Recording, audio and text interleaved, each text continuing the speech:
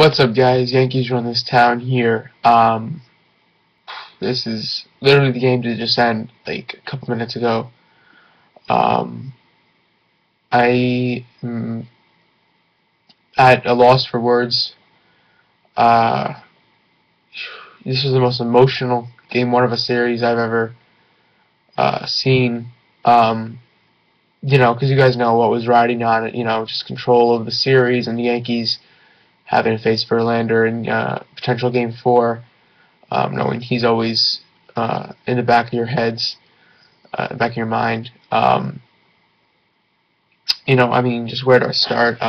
Andy Pettitte pitched a great game. Uh, you know, um, he did pitch great. 2 runs over, 6 2/3. Um, you know, just 2-0 going to the bottom, 4-0 going into the bottom of the ninth, and it was incredible. That sinking feeling I had all game. Discussing next year already. Just not giving up, but just kind of, it just didn't look good. 4 runs down in the bottom of the ninth against a closer who, even though he struggled, still a very solid pitcher in my mind. Russell Martin singled to lead off the inning, I believe. And then Ichiro stepped up and roped a 2-run home run, just staying fair.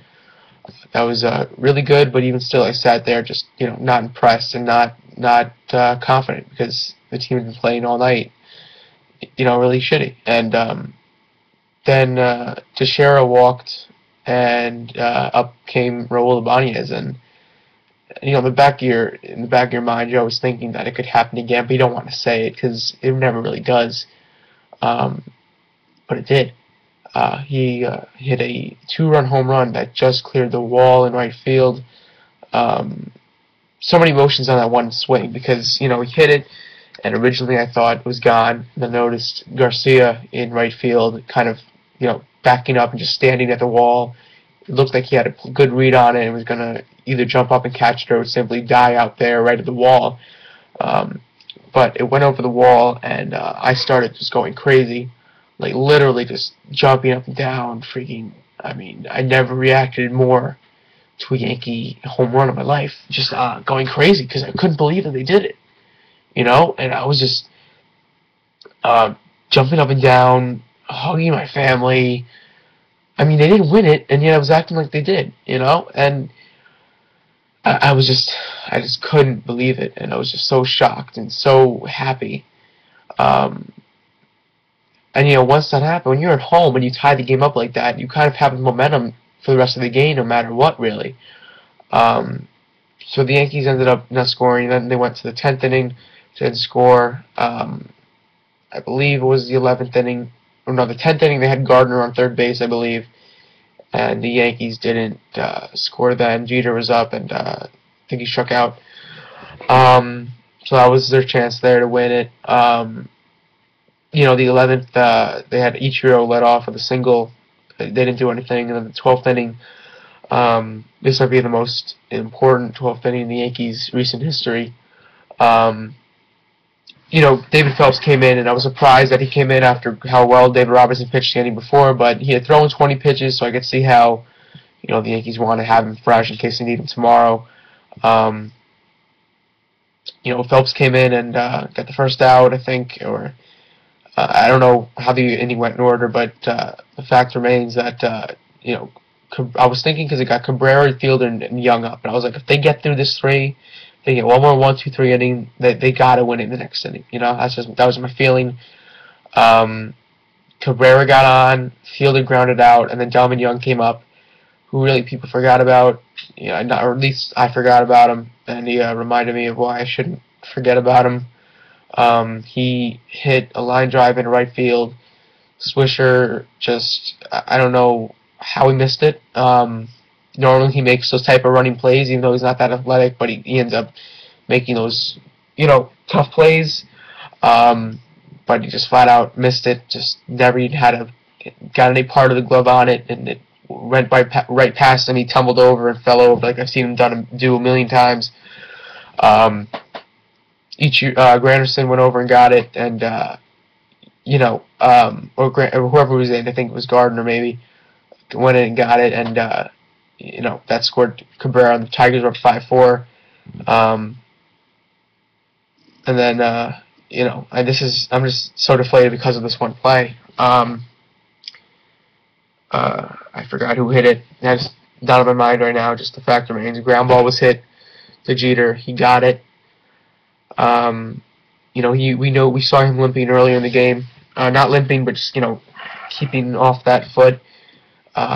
His left foot kind of just wobbled, and he took a bad step, and he tumbled over himself and fell down. Originally, I thought he fell down just because of his momentum, and that he was just going to stay on the ground for the rest of the play. They run scored anyway. Whatever. It looked like he was laughing from the view of the camera when he made the play. After the play but then I realized he was grimacing and he really wasn't joking. The announcers thought that he was joking too. Before that play, I was already kind of just pissed he took the lead, but then after that, I was just sitting there, I was watching in disbelief how quickly this whole game changed. How the Yankees had the momentum, and every inning since the ninth inning, they had chances, and now all of a sudden they were down by 2 runs, and their captain came out of the game not being able to put even weight on his foot. And like the announcers pointed out, I don't like the TBS announcers, but they did point out that it's true that every time Derek Jeter gets hurt, he still tries to get up. He still tries to make the play, and he did try to make the play, but he normally pops right back up and acts like nothing's wrong, and you could tell something was really, really wrong. He got carried off the field, not carried off the field, but Joe Girardi and the assistant, the trainer came out and had him not put any weight on the foot, and he just looked like he was in such pain, and it was just gut-wrenching because even though the Yankees lost tonight's game, I don't want to say it, but that could have been Derek Jeter's last moment at shortstop. Consider if he's out for the rest of the playoffs, or if it could have been, and you don't want to think about that and how quick it could happen. We already saw Mariano Rivera go down to end the season back in May. Andy Pettitte already spent time on the disabled list for 3 months after coming back, and now Jeter's injured. He's definitely not playing shortstop tomorrow. At the very least he'll DH, but the way it looked, it really, I would doubt he returns. I would say for the playoffs, but maybe just for this series, I have no idea. That's my biggest concern tonight. Just and the fact that if Swisher caught that ball, you never know what else happens in that inning. So I got an update on my phone. Wow, this is real time. Derek Jeter out for the year. Broken ankle. Holy shit. This literally just came in. I was checking any update I got in case it did post an update, and Bleacher Report said that Derek Jeter's out for the year due to broken ankle. I'm not watching the post game, so it said Joe Girardi said it, but I wasn't watching the post game. So there you go. Broken ankle, Derek Jeter. Wow.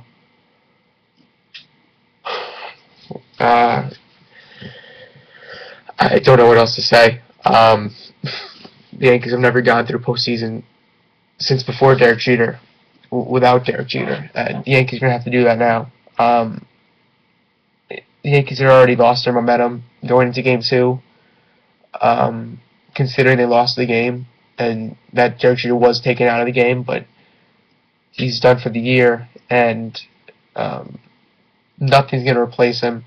Nothing's going to replace the leadership that he brings every October. I don't want to say it's over.